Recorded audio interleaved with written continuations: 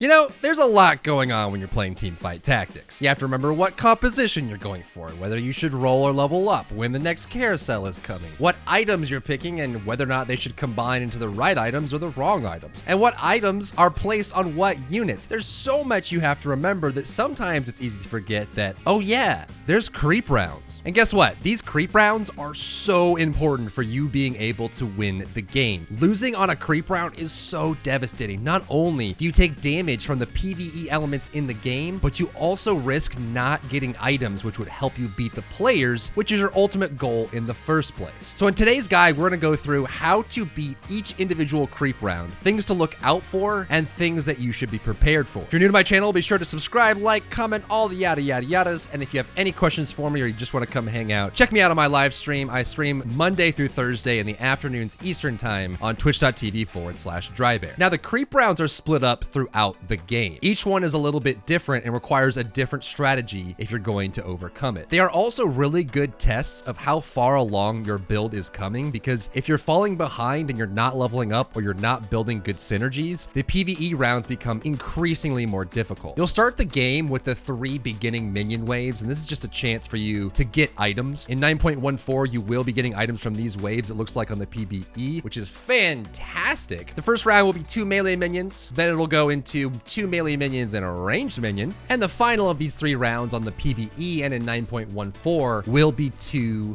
Gromps. If you're still playing on 9.13, it will just be 2 melee minions and 2 ranged minions. Either way, the minions themselves are pretty easy to beat, but the Gromps will require a little bit more focus firing. So I just recommend stacking your units on either the left or the right Gromp and you'll be just fine. As far as I can tell, I don't think it's actually possible to lose these creep waves, though you're welcome to try if you want to give it a shot. But I think as long as you're placing out your maximum units every single round, which the game will force you to do, you will be able to beat these pretty easily. If you're looking for any kind of optimizations these rounds, generally tucking to one side or the other, so you have a chance to attack the minions before the ones on the opposite side of the board that you placed your units on will take less damage from those in the meantime. So let's go ahead and jump straight to the Krugs. This will be round 9 when you face the Krugs, and the Krugs are a good gut check for your beginning build. There will be 3 Krugs that spawn on the map, 2 on the left side and then 1 on the right side. They have pretty decent armor, but they don't deal a whole lot of damage in return.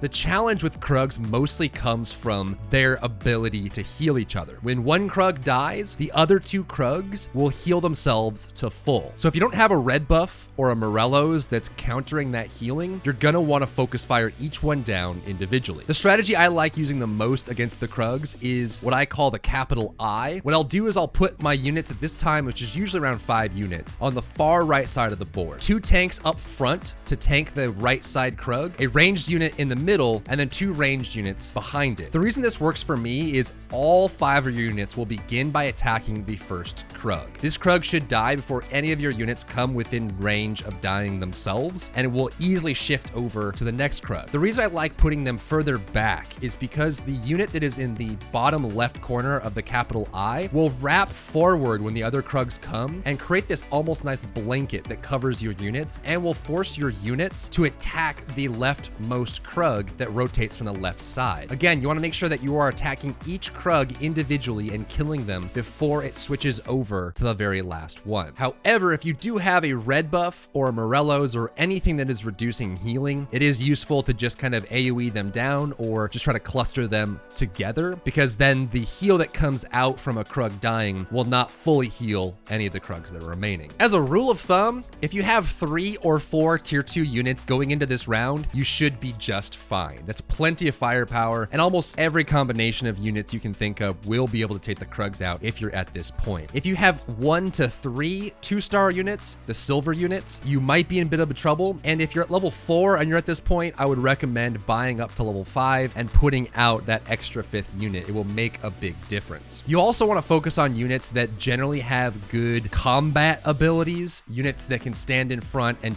exchange blows with the Krugs. Castanin is great, Darius, Garen, any of these units that are really good at absorbing damage and dealing about equal damage in return will help that front line a lot. Casters can be a bit of a risk in this round because it is really just physical fighters that are going against these armor-based Krugs, but you can still put them out if that's all you have. Coming up next is the Wolf round, and this round is round 15. It will include 4 Murk Wolves and 1 Greater Murk Wolf. One thing to know about this round is the Wolves are considered assassins, and they will behave just like the unit assassins in the game. This means they will start the round by going stealth and then jumping to the furthest and backmost unit on your team to attack them. You can use this to your advantage to make sure that you're able to take them down when the round starts, and there's a couple ways to go about this. The safest strategy against the Wolves is going to be the box strategy, and that's where you take your squishiest damage dealing characters and you wrap them in a box around tankier characters. I like to do this on the right side of the board because it's not the furthest away, and that way the Greater Murk Wolf will end up on your tankiest target. I'll usually put my squishiest targets in the bottom right corner, and then you'll need 4 units that are tanky enough to surround them. If you don't have 3 or 4 tanks, that's fine. You can use anything that's 2-star. You can use a Kha'Zix if he's up there 2-star. You can use a Graves. Anyone that is 2-star that has a little bit more HP than anything else you have on the board can be fine to soak this up. And the brilliant part about the box strategy is it will spread out the damage across a lot of different units, which will help units from being focused fire. Another strategy that works if you only have 1 or 2 tank units and you want to try and spread the love around a little bit without those tanks being completely murdered is you can do what I call the arrow strategy, which is putting most of your units in a line and then opening up pockets inside of that line to create little spaces where the wolves can land. So you can put your tanky units in the far left side. Just make sure there's no unit that's by themselves so they will be fully surrounded and instantly killed, but you can spread it out this way. So there's probably about 1 wolf on each unit, and that way you're able to spread it out just enough if you have the damage to kill the wolves off before the round ends. The rule of thumb here is you want to be level 6 with at least 4 to 5 2-star units. If you're behind this mark at this stage in the game, you might want to level to 7 or see if you can quickly get a unit that's another 2-star onto the board, because it will be difficult to deal enough damage to take the wolves out if you're in this spot. The next menu wave you will face is the Raptor round. This round is round 21 and will have 4 baby raptors and 1 big crimson raptor at the front. This round is probably the simplest of them all in that the positioning is very, very basic. Every single one of the raptors is a melee raptor, and so the simplest strategy that goes with this is placing 2 to 4 tank units right up against the front in the very middle of the stage so that when the raptors move forward, you can soak them up, and then you can just put your damage dealers right behind them. You have a lot of space for activities in this one, so you can very easily position the raptors where you need to. And by this time, if you have level 7, level 8, and you have a good comp, you should be fine killing the raptors. Just know that they do, when they die, bolster themselves up. So AoE strats actually do work with these. They don't heal as much as the Krugs do, so you just want to make sure that you have a really good solid comp. CC goes a long way, but to be fair, at round 21, if you don't have any CC in your build and you have no team fight power in that category, you're probably already in trouble. And if you have 1 or 2 really good tanks, say you have a 3-star Garen or Mordekaiser or someone that could just soak a lot of damage up by this point, and you don't have a lot of other options, you can try box stratting on this one by putting all your units in the corner and then putting your 1 or 2 good tanks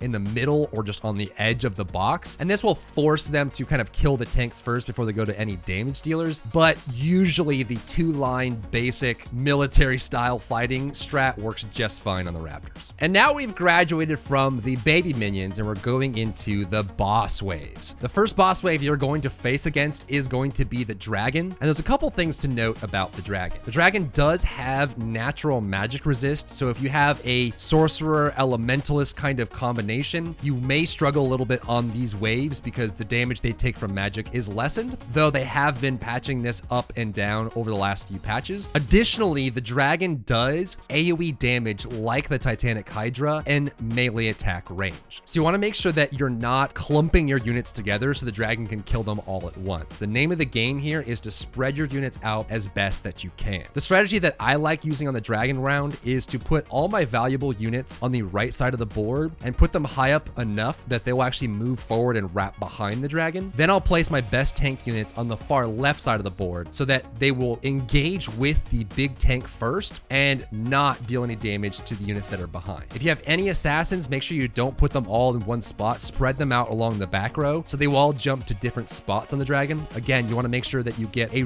really good surround the dragon and that your units are spread out as much as possible. Another note on the dragon is there isn't a hex cell in front of the dragon. Each of the hex cells that are in front of the dragon are either to the left or to the right. And because the dragon is just far enough away from those hex cells that units will have to move to the dragon, it's not possible to get the dragon to completely face one of those cells. What happens every time is when the unit on the left or the right moves up, the dragon will turn towards that unit and actually end up facing the left or the right side of the board. So don't get caught with your pants down where you have a unit that is in melee range and all your damage dealers are behind it in the corner and have it walk up and turn and then start attacking all of your squishy units. You want to make sure your units that need to stay alive to deal damage are in a safe spot and the tanks are turning the dragon the opposite direction. If you played any raids and MMOs, it's exactly like that. Turn the boss away from your raid party. The next boss you're going to fight is the Rift Herald, and he's similar to the dragon but has a little bit different initiation. In the very beginning of the engagement, the Rift Herald will charge someone, and there's a couple ways to capitalize on this. You can actually use the same strategy that we were using for the dragon and for the Elder Dragon to try and turn the boss away and put squishy targets on the other end. But with the Rift Herald, you can actually use a different strategy. What I like doing is I like putting some of my squishy targets on the far left, some of my squishy targets on the far right, and then I'll put one or two tanks in the middle of the map. And what happens is the Rift Herald will charge the closest unit to it, and what'll happen is it'll move forward and land in between the two tanks, and then all of a sudden you have this split raid party that's surrounding the Rift Herald. And this usually works really, really well. Finally, the Elder Dragon is just like the regular dragon, except he has been doing tons of steroids and it's pretty terrifying. So if you don't have a really strong comp or some really good physical damage, it might be tough to take out the Elder Dragon, though by this time it's usually down to 1, 2, or 3 people left in the game, and you should have a good enough composition that you can deal with it. I would recommend using the same strategy that we used for the dragon, and that you tilt him away with tanks and then put everything else on the other side of the map, and just try to spread your units out as best you can so that the dragon never actually gets a lot of splash off. Your goal is that the dragon is never attacking more than 2 or 3 targets at most, preferably only one at a time if you spread out really, really well. And that does it for this creep round guide for Teamfight Tactics. If you have any questions for me, or if you have any ideas for new videos you'd like to see me cover, let me know in the comment section down below. And of course, if you're new here, be sure to subscribe, like, comment, you know the whole deal, and check me out on my live stream, twitch.tv/drybear. I stream Monday through Thursday in the afternoons Eastern time, and I'll see you in the next one.